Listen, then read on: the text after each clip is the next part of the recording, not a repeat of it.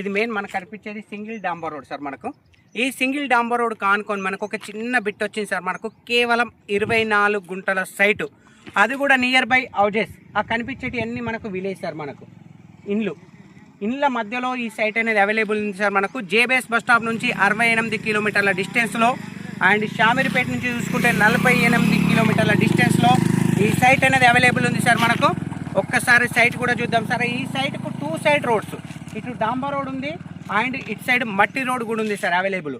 అంటే మనకు ఇది కార్నర్ బిట్ సార్. మనకు 2 రోడ్లు ఉంది. ఒక్కసారి సైట్ చూద్దాం సార్. మనకు